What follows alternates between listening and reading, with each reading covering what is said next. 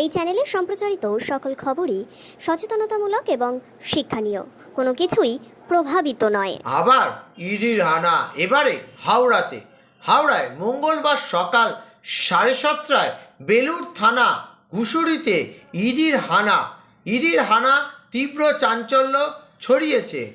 এই মুহূর্তে ইডির হানায় 3-4 জন ইডির আধিকারিক তল্লাশি চালাচ্ছে বলে জানা গিয়েছে এবং রাসমণি অ্যাপার্টমেন্টের চারিটি দিকে কেন্দ্রীয় বাহিনী ঘিরে রেখে চলছে তল্লাশি।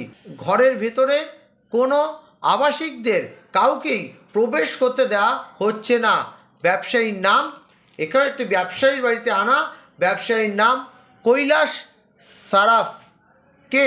কৈলাস সারাফ সে কয়লা ব্যবসায়ী, অর্থাৎ কয়লা কেলেঙ্কারির তদন্ত সূত্রেই কিন্তু এই ক্ষেত্রে ইডির হানা, এবং সেই ইডির হানা আসানসোলের কয়লা ব্যবসায়ী সঞ্জয় সুরাখা নামে এক কয়লা ব্যবসায়ীর সহযোগী হিসাবেই এই কৈলাস সারাফের নাম কিন্তু পরিচিত।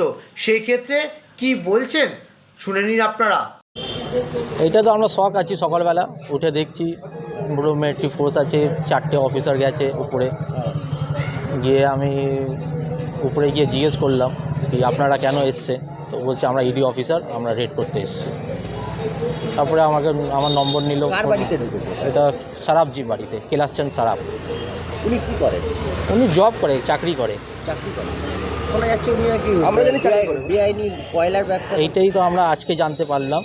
আমরা জানতাম লোহার কারবার করে, কোম্পানিতে স্ক্র্যাপের কাজবার হয়, এটাই জানতাম। সকাল 7টা 7:30 নাগাদ। 4 জন আছে, 4টে অফিসার আছে। না, মহিলা না, 4টে অফিসার ছিল, এখানেই দাঁড়িয়ে ছিল। দাঁড়িয়ে এই বাড়িরই বাসিন্দা? হ্যাঁ।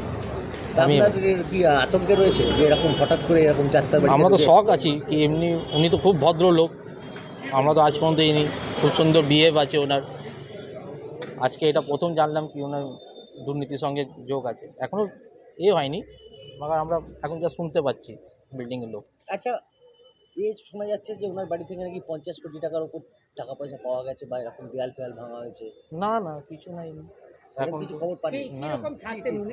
নর্মাল যেমনি থাকে। বয়স আছে না, 60+ বয়স আছে ওনার ওয়াইফ আছে, শুধু পেশেন্ট আছে, উনি আছে। ওরা দুজনেই থাকতো। টাকা পয়সার মধ্যে জুড়ে থাকবে এরকম কোনো দেখে? না না না না না, একদম না। আজকে হঠাৎ জানতে পারলাম, এটা হঠাৎ আজকেই জানতে পারলাম সকালবেলা। আপনার নাম? আমার নাম সুমিত রয়। আপনি এই বাড়িতে থাকেন? আমি এই বাড়িতে থাকি। ওয়ার্ড, আপনার ওয়াইফ এখানকার কাউন্সিলর, তো হঠাৎ করে আপনার ওয়ার্ডে এরকম একজন মানুষ যার বাড়িতে রিডির রেট চলছে। না দেখুন, এটা নতুন কিছু নয়।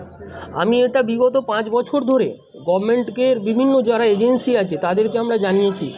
ডিডি ডিপার্টমেন্ট থেকে, স্পেশাল ব্রাঞ্চ থেকে শুরু করে, ভবানী ভবন থেকে শুরু করে লালবাজার অবধি আমি দিয়ে এসেছি written. As a councillor letter প্যাডে মেনশন করা আছে প্রত্যেকের নাম, প্লেস, কারা কারা এই বিজনেসগুলোর সঙ্গে যুক্ত স্পেসিফিকভাবে। কিন্তু তারা যদি ইনিশিয়েটিভ না নেয় তাহলে সেন্ট্রাল এজেন্সি তো ঢুকবেই, আর সেন্ট্রাল এজেন্সিকে তো আমাদের পৌঁছানোর ক্ষমতা নেই, কারণ আমরা খুব ক্ষুদ্র, মানে একদম সীমিত, কারণ আমরা এই স্টেট গভর্নমেন্টের সঙ্গে যুক্ত কাজ করি। মানুষের প্রতিনিধি হিসেবে আমার ওয়াইফ যেহেতু কাউন্সিলর এখানকার, তো তার দায়িত্ব যে স্টেট গভর্নমেন্টের যে এজেন্সিগুলোকে লিখিত আকারে দেওয়া, সেগুলো আমরা দিয়েছি, জানিয়েছি। এখানে বিভিন্ন রকম, মানে আপনার এই যে ট্যাবের টাকা চুরি হচ্ছে, এই ট্যাবের টাকা এখানে কল সেন্টার চলে, আমরা দীর্ঘদিন জানিয়েছি। এখানে কল সেন্টার থেকে শুরু করে একাধিক কল সেন্টার, খালি শুধু স্টেট গভর্নমেন্টের টাকা চুরি হচ্ছে না, সেন্ট্রাল গভর্নমেন্টের টাকাও ক্রপ করে নিয়ে চলে আসা হচ্ছে কম্পিউটার ডেস্কটপের মাধ্যমে। এবং আমরা জানি যেটা আর একটা বিরাট বড় চক্রান্ত চলছে, যেটা মানে চক্র চলছে, এটা সবাই জানে, আপনারা হয়তো জানবেন, মিডিয়ার মাধ্যমে সবাই জানেন যে এখানে ক্রিকেটের জুয়া চলে। ডালমিয়া বলে একটি সংস্থা, ওরা বহুত বড় জায়গায় চলে গেছে, কোন পুরো হাওড়ার বড় বুকটি আছে। বলতে কোন ক্রিকেট যেটা আপনার IPL হয়, ইন্টারন্যাশনাল ক্রিকেট হয়, স্টেট যে ক্রিকেটগুলো হয়, সবেতেই ওরা এই জুয়াটা চলে, বেটিং। এবং তার সাথে সাথে এই যে বলা হচ্ছে যে প্লাস্টিক, মানে আজকে 7 জায়গায় রেড হয়েছে, একসাথে 7টা জায়গায় রেড করেছে এই ডিপার্টমেন্ট। তো এগুলো তো একদিনে তো হয়নি, আমাদের স্টেট গভর্নমেন্টের হাতে সময় আছে। এখনও যদি সেগুলোকে রেড করে বের করে নেওয়া হয়, আমার মনে হয় ইডি বা মানে সেন্ট্রাল এজেন্সি ঢুকতে পারবে না, আমাদের স্টেট এই এজেন্সি। এটা সৌরভ বলে একজন আছে, এই 90 গিরিশ ঘোষ রোড, কি স্যার আর কে সরব সম্ভবত ওনার নাম। কৈলাস সরব। হ্যাঁ, কি করতো জানো কিছু? উনি খুব সাধারণ মানুষ, ঘুরে বেড়াতেন, কিন্তু ওনার সম্বন্ধে আমাদের কাছে ইনফরমেশন ছিল। আমরা ওনার সম্বন্ধেও আমরা লিখিত আকারে জমা করেছিলাম যে একটু ইনফরমেশন নেওয়া হোক এবং এনাদেরকে ইনকোয়ারি করা হোক। কারণ এনাদের লাইফস্টাইলটা দেখে বোঝা যায়, যদি কেউ একটা 2 কোটি টাকা 3 কোটি টাকার গাড়ি নিয়ে ওপেন ঘুরছে, তো সেখানে লাইফস্টাইল দেখে বোঝা যায় যে ইনি কোথা থেকে এত টাকা আসছে। তো আমরা লিখিত আকারে দিয়েছি, আমরা এটা জানিয়েছি। আমাদের এখানে একটি মেডিকেল স্টোর আছে, সেই মেডিকেল স্টোর থেকে কেউ, আমি জানি না, কেউ 6 কোটি টাকা 7 কোটি টাকার ফ্ল্যাট কিনতে পারে। একটা মেডিকেল স্টোর যদি আপনি করেন 6 কোটি টাকার ফ্ল্যাট কিনতে পারবেন না। কিন্তু আমরা লিখিত আকারে একাধিকবার জানিয়েছি স্টেট গভর্নমেন্টের বিভিন্ন এজেন্সিদেরকে যে এরা এই জুয়াগুলো চালাচ্ছে, সেটা বেটিং হোক, ক্রিকেট বেটিং হোক, চাই আপনার ওই কল সেন্টার হোক। কৈলাস সরব কি কোনো টাকার 9-6 মধ্যে আছেন বলে মনে হচ্ছে? ডেফিনেটলি আছে। আমরা তো এদেরকে নিয়ে আগেও লিখিত আকারে অনেকবার জানিয়েছি বিভিন্ন এজেন্সিকে, এরা আছে, ডেফিনেটলি আছে। সেন্ট্রাল এজেন্সি দেখুন, অনায়াসে কারোর ঘরে ঢুকতে পারে না, তাদের কাছে ইনফরমেশান আছে তবে ঢুকেছে। সেন্ট্রাল এজেন্সি ইনফরমেশান ছাড়া কারোর কাছে ঢুকতে পারে। আপনি যে অভিযোগ করছেন যে এনারা ওই বেটিংয়ের সঙ্গে যুক্ত, এই বেটিংটা চালায় কে? চালা এখানে অনেকে আছে, যিনি সৌরভ আছেন, এনারাও আছেন, ডালমিয়া আছেন, আরও অনেকগুলো বড়, আমি পুরো নামটা এই মুহূর্তে নেব না, তা এগুলো তদন্ত সাপেক্ষের ব্যাপার, তদন্ত চলছে যেহেতু আমি কারোর নাম ডিরেক্ট নেব না।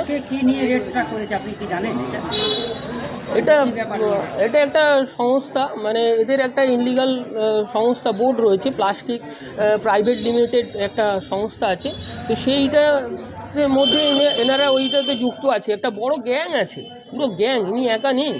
আমি তো বলছি এটা বিরাট বড় একটা গ্যাং আছে।